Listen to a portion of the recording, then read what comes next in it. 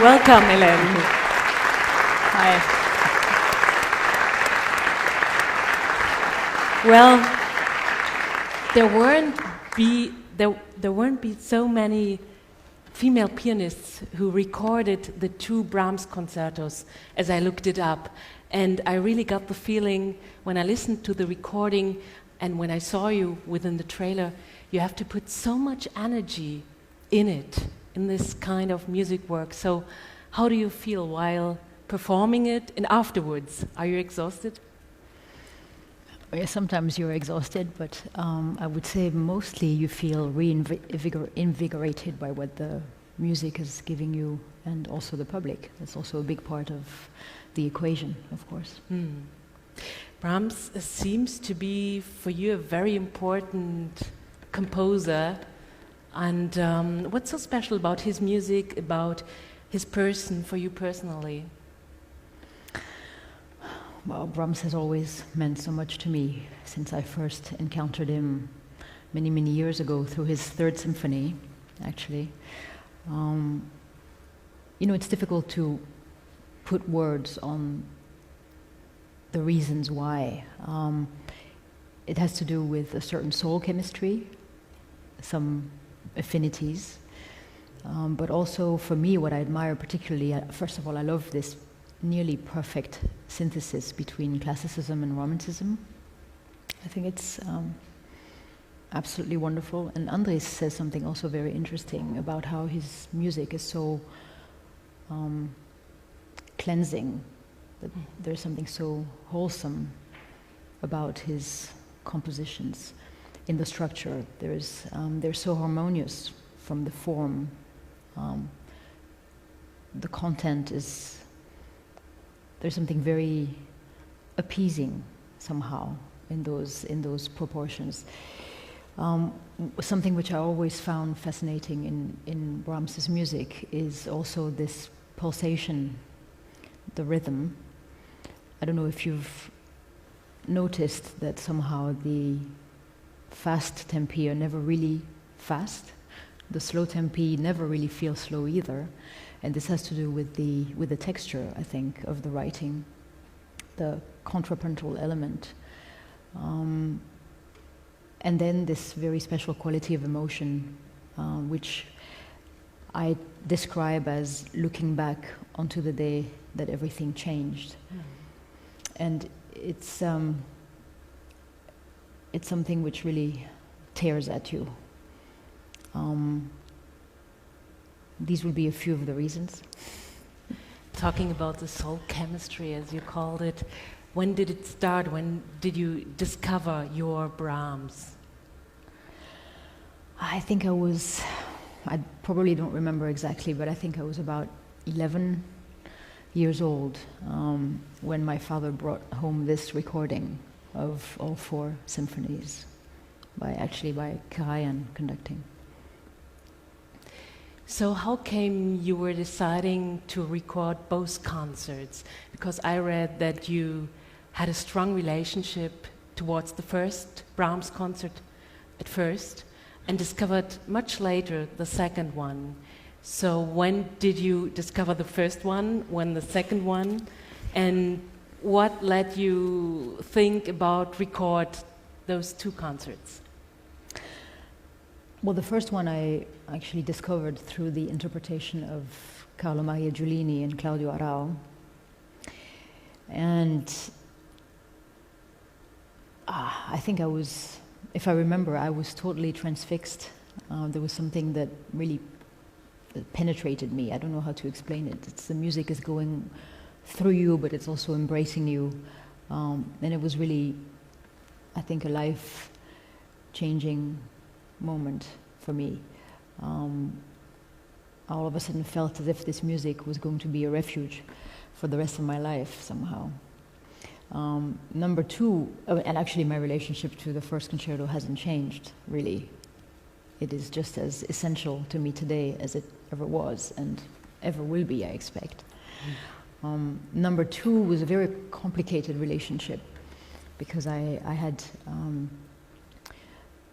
never could get quite so close to the piece. I had problems with the structure of it. I had problems with the last movement. I always found it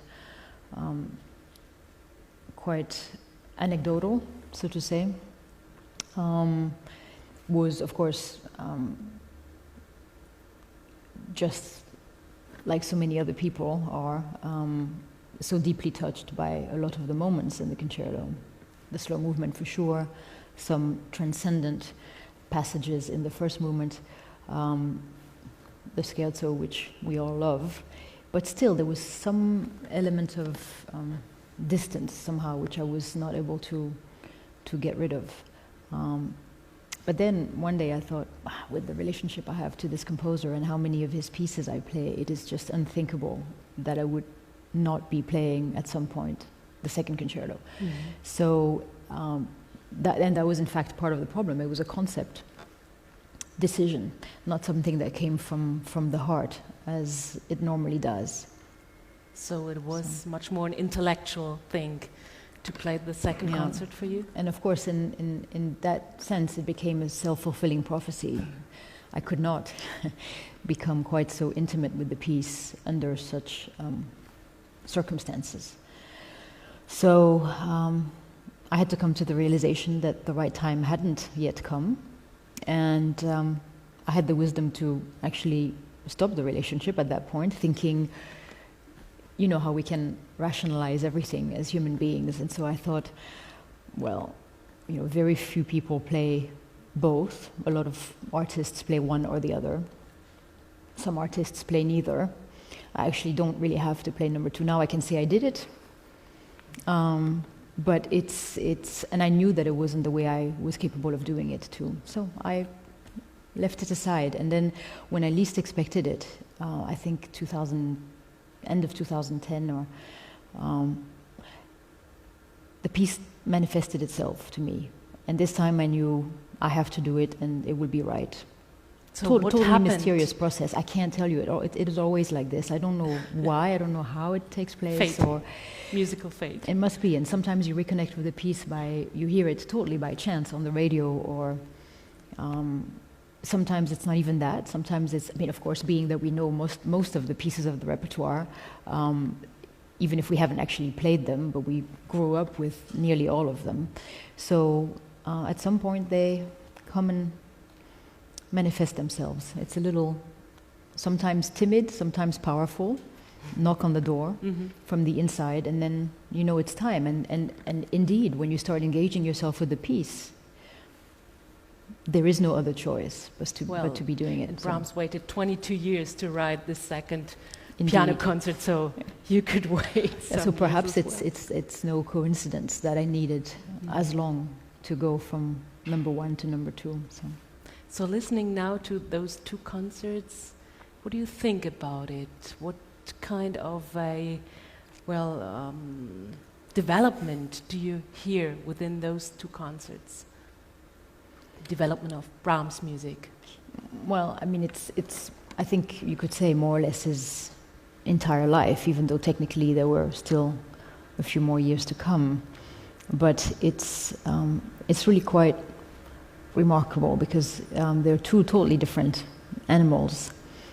As I've said before, I really feel that the first one, there's something so vital, so raw about the piece, even though it was actually reworked for nearly 4 years before it reached its final form.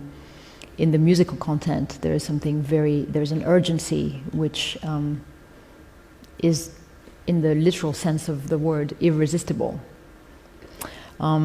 Number two is something so different because it really, you really feel as if he's looking back onto his own existence, and not only the way that it was, but the way that it could have been, and it's a completely different journey, really. And you made a completely different journey for it, because one concert you recorded in Munich and one in Vienna. Did it help maybe to digest those two kind of recordings? I believe so, because it was premeditated. That it should happen in this way. I always thought of the D minor as a very, this is going to sound now very odd, a very German concerto in the best sense of the term, in its depth, in its tumultuous atmosphere, something which is in French you would say orageux. The second one is much more Viennese in the character and in the treatment of the sound as well. So I thought it was well. Yes, it was a good match to do it in this way, with of course anyway two of the most wonderful orchestras that you could be hoping for. So. That's right, and let's talk about Andres Nelson, who is the conductor. So tell us about the working together before you recorded with Andres. There's one photo we can see within the booklet where you sit together talking about the work itself. So how did you communicate about it, and what kind of ideas did he had and did you have? Well, Andres is an exceptionally intelligent human being and musician, but he's also a man of few words. And what I love about working with him is that it takes place on a different plane, really. You can, of course, always discuss the music. You know, in music you can do so many different things. You can play a certain theme a certain way, you can do it nearly in the opposite way, and it can be just as valid. Of course, it all depends on the context and the realization of it, but many different options are possible. And at the end, it has to sound as if the way you play it is the only option possible. It has to have a certain sense of inevitability. And with him, there's something so pure about the way he makes music.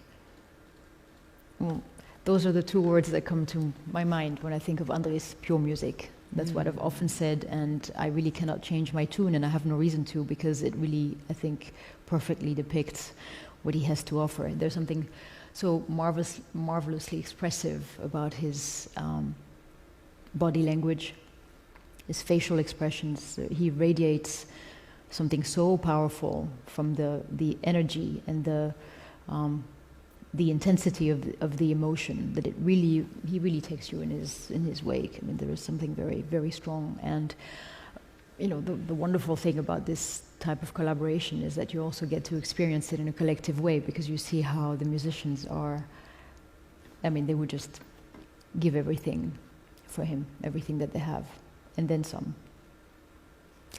Hélène Grimaud, as you have a synesthetic skill, which is very interesting for those who haven't, and the most haven't, unfortunately. So you see colors while listening to music or while playing music. So what kind of colors do those two Brahms concerts have for you?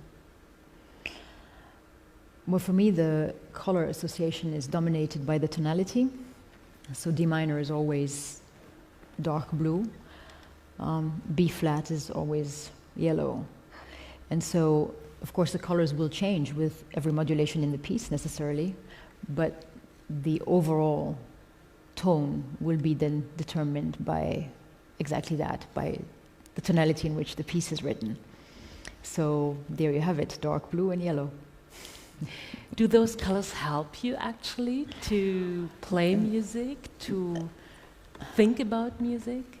To concept music, to feel music? No, it really doesn't. I would be dishonest if I would tell you otherwise. It's a beautiful thing to experience. It's also not systematic. It's not every time I play music or listen to music, but it's very, very often the case. I have often described it as a byproduct of an altered sense of perception somehow. I think when you're exposed to an art form as vital, as soulful, as passionate as music is in its essence, I think it is somehow sharpening other senses, and this is something which I think encourages those associations. Mm-hmm. And if you say it doesn't happen always, when does it happen? When music touches you in a No, special way, I wish I could say that. It's also not the case. It's more, it's really more random somehow. It has nothing to do with anything predictable or anything that you can sort of summon. So, sorry if that's a disappointment. Talking about atmospheres, and again, well, looking your life, maybe you switched very often cities. What does this fact make with your music? Do you think it has an impact on it? Yes, it definitely does, because in every city you meet other partners, first of all. And even if you're playing a recital, then the new partner will be the audience, it will be the hall, the instrument. And so every place takes on its own very specific atmosphere, ambiance, you could say. And the wonderful thing about this, and this is probably why I'm still doing ce métier, no? After 25 years, 27 years now, is that it's always something different. And for someone who used to get easily bored, that would be me. I think it's a real privilege to be experiencing this possibility for renewal. Easily bored by what exactly? By things which I seemed to have grasped the concept of. If there wasn't anything more intriguing, more challenging, more demanding, then I lost interest. So this element of freshness, of something which is always, which lives anew with every new encounter, every new constellation. I mean, look, even on tour, if you're playing with the same partners every night, it's never going to be the same. If you play, let's say, 3 nights with the LA Phil or Berlin Phil, as the case may be, the same thing. Those 3 nights will be 3 completely different experiences.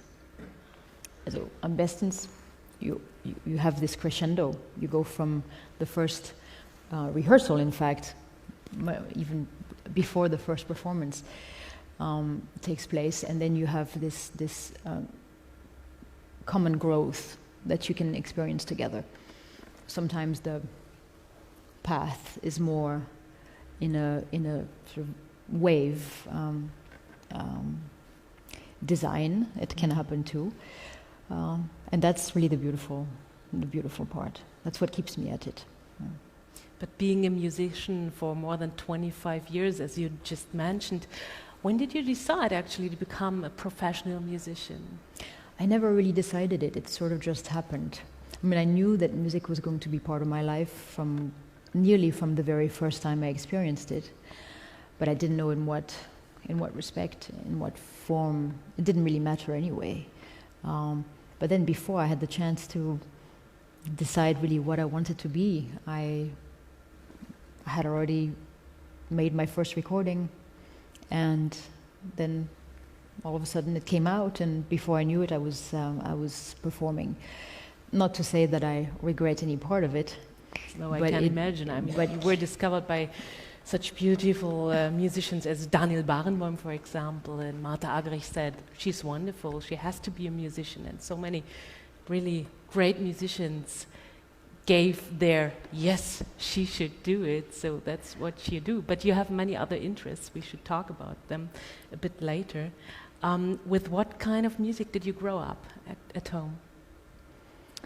Well, mostly with classical music from the moment I started.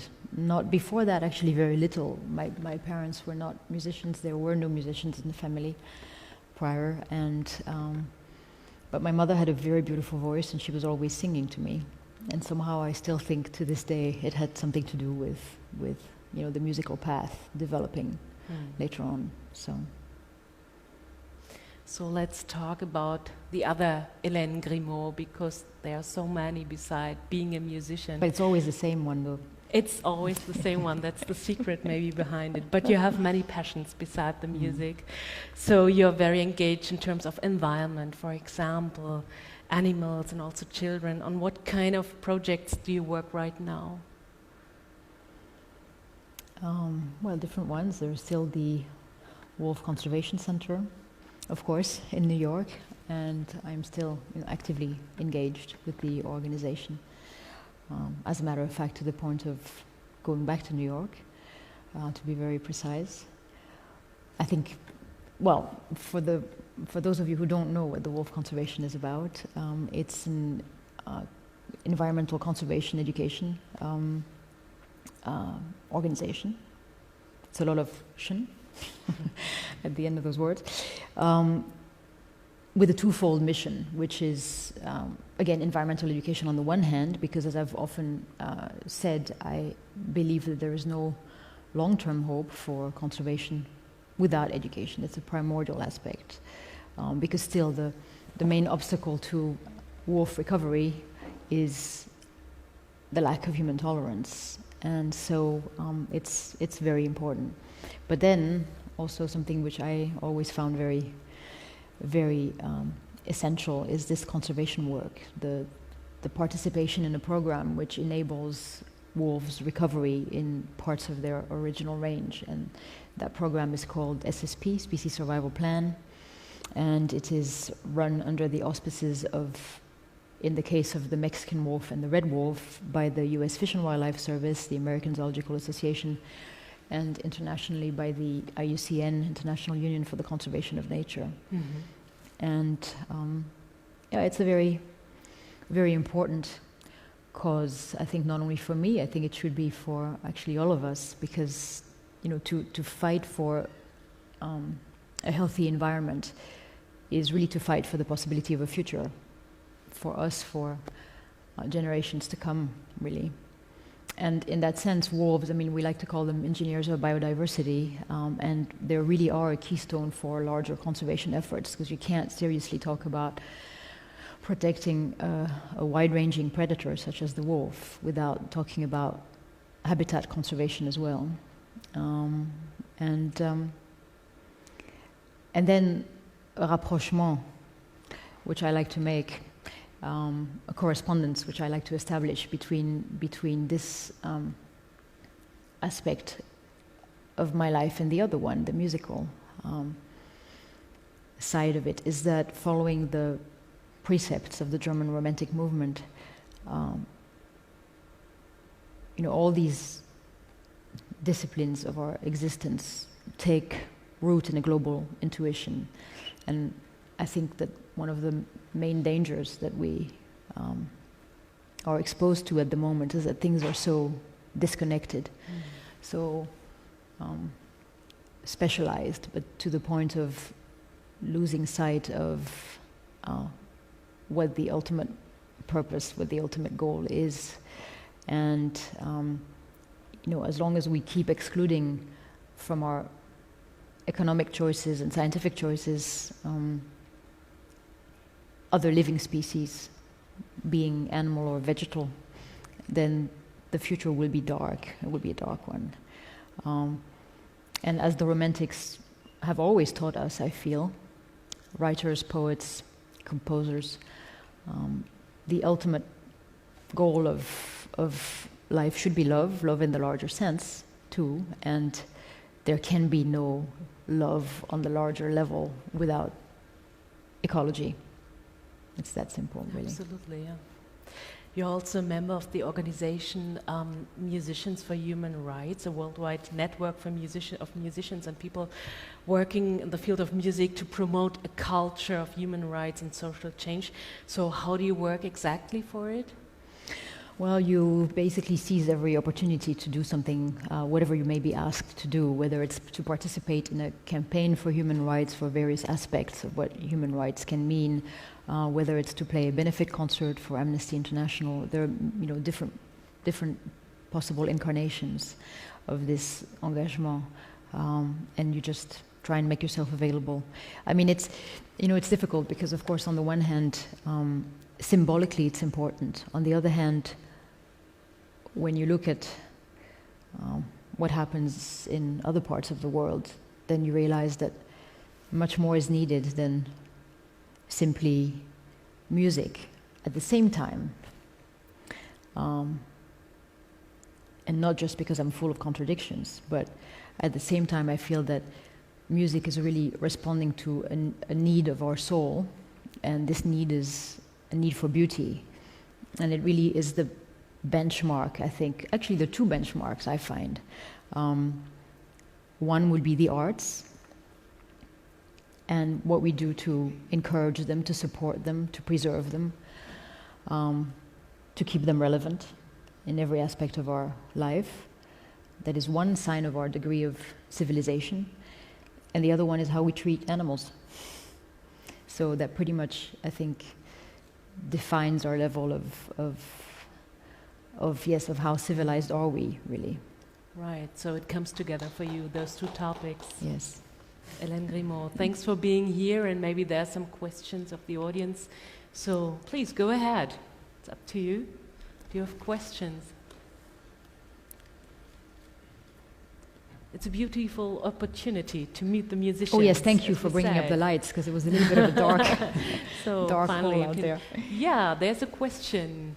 The guy here. So the mic is coming. Hello. Hi. You mentioned earlier that sometimes it takes time for the music to manifest itself into your soul. So once it arrives, what is the process that you usually do to grab it and then move on and take it? You roll up your sleeves and you get down to it. That is, of course, the surest way of getting started.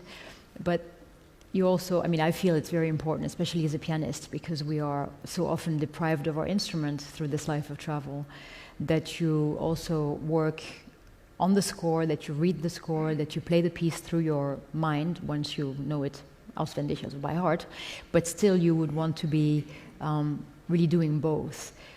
One thing that I always find dangerous for any instrumentalist would be to go into automatic pilot mode, and that is it's a real risk if you practice so many hours that you can no longer be mindful of every minute at the instrument.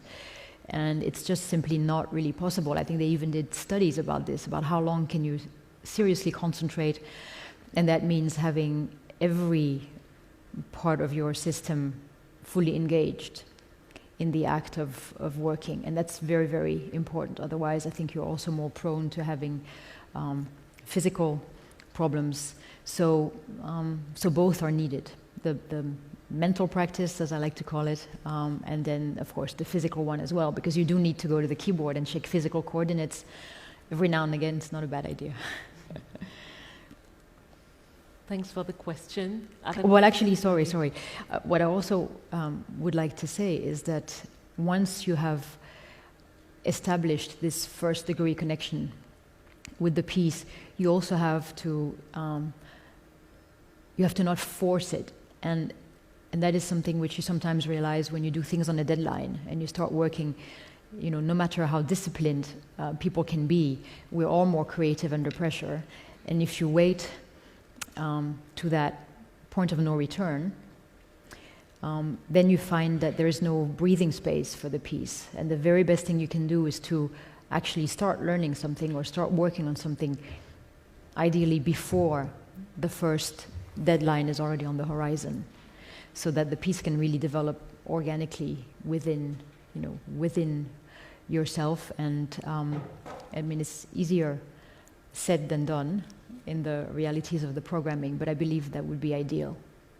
Sorry for the long answer. Other questions? Please, the lady in the first row. How long do we have to wait to read your next book? Actually, I just finished the last book, but it's coming out.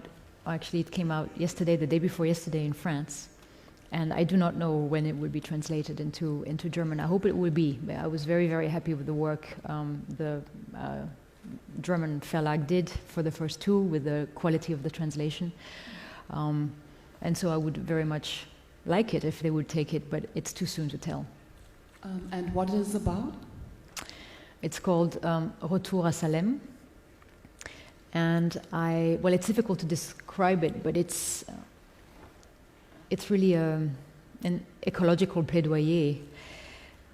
But every other chapter is in fact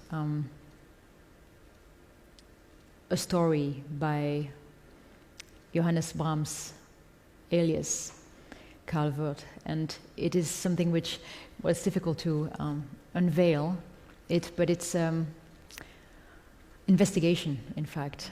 The starting point being a manuscript which I discovered in Hamburg in an antiquaire, Laden, and then also gleichzeitig with learning or relearning Brahms' Second Piano Concerto, there's this enquête, you say in French, this investigation which then develops. And what I tried to do is this jeu de miroir. How would you say that, jeu de miroir? This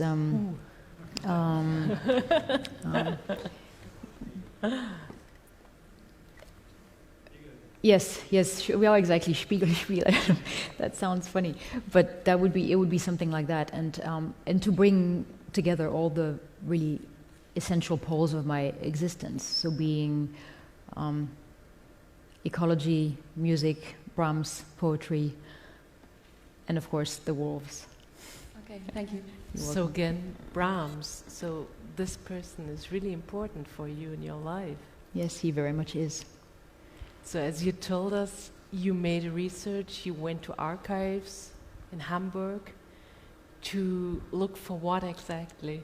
Oh, well, I can't tell you because that would reveal too much. So it's both Johannes Brahms and Robert Schumann, I think of all composers, are probably the two who created or tried to create the most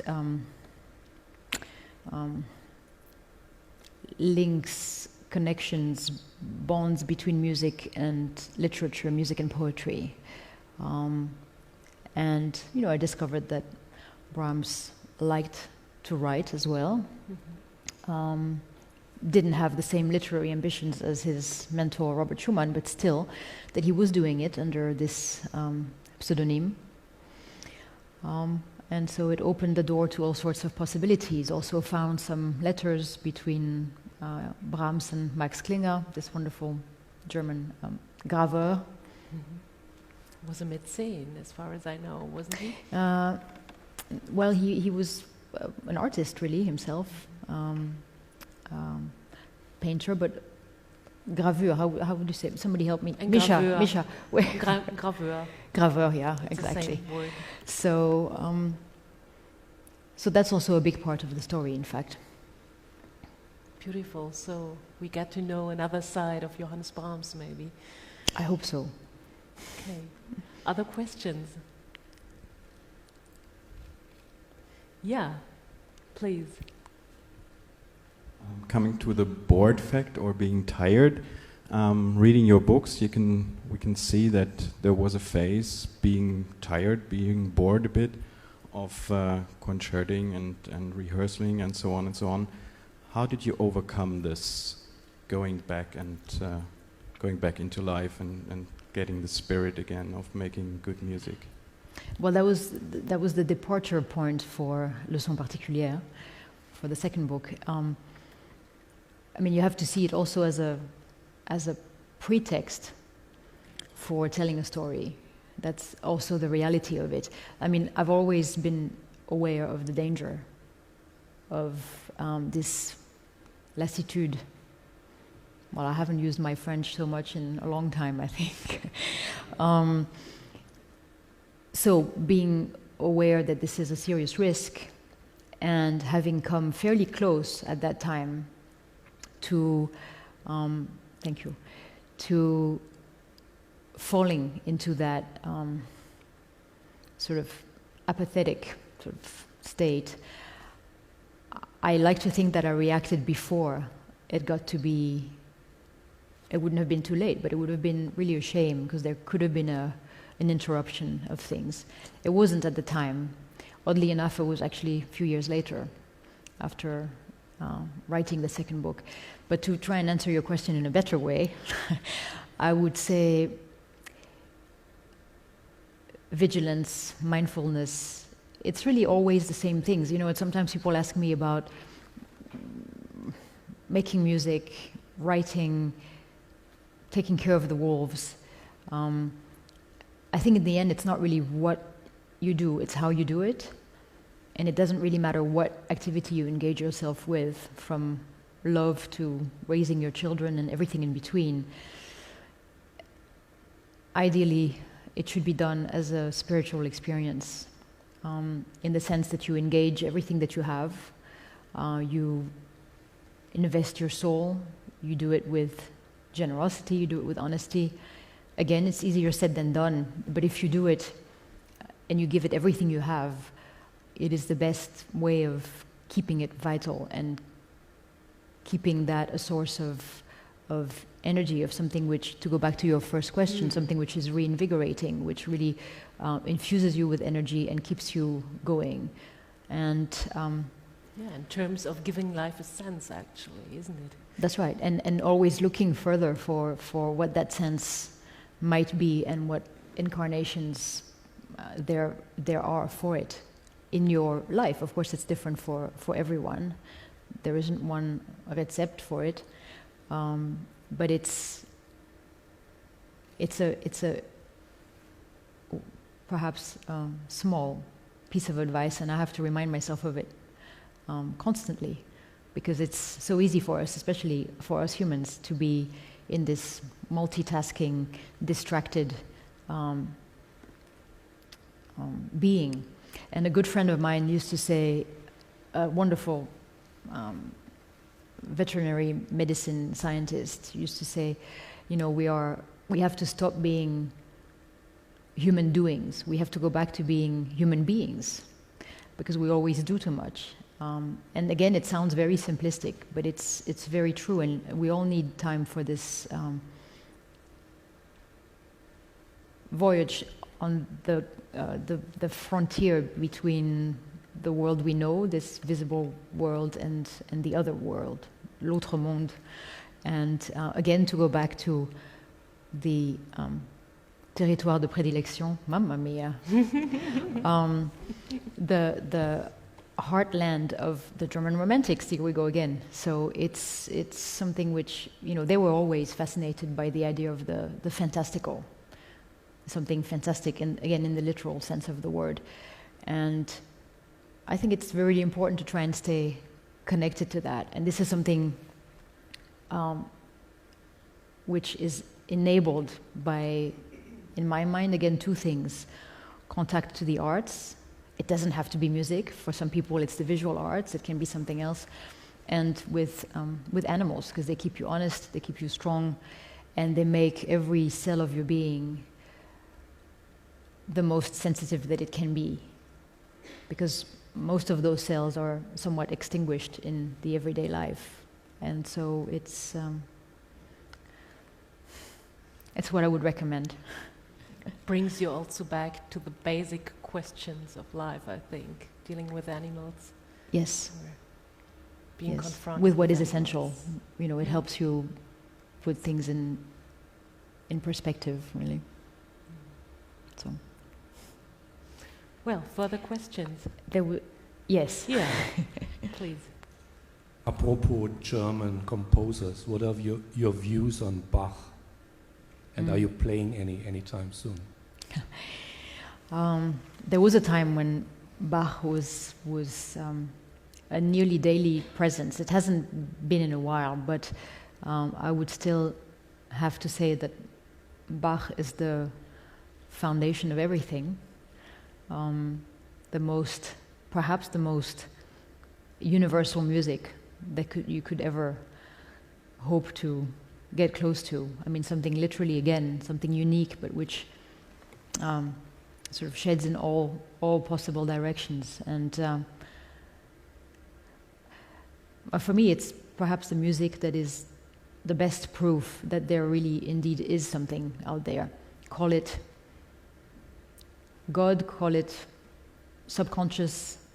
It's and you can feel that was also what happened to him, that something else was guiding him when he was writing his music.